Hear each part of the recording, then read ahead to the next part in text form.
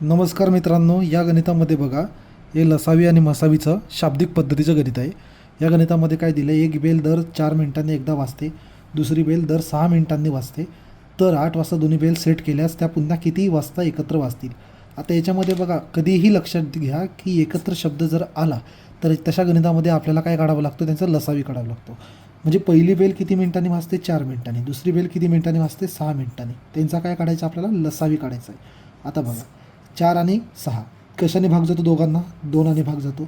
तर काय 4 दुने बेदुने 4 बेत्रिक 6. बघा हे आलं. आता आपल्याला माहिती आहे लसावी काढण्यासाठी आपण काय करतो, सर्वांचा गुणाकार करतो.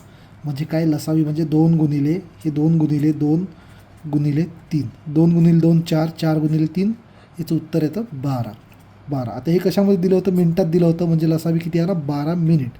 आता बघा मला एक सांगा, ह्या गणितात त्यांनी काय सांगितलं आपल्याला, दोन्ही बेल्स 8 वाजता त्यांनी सेट केल्या.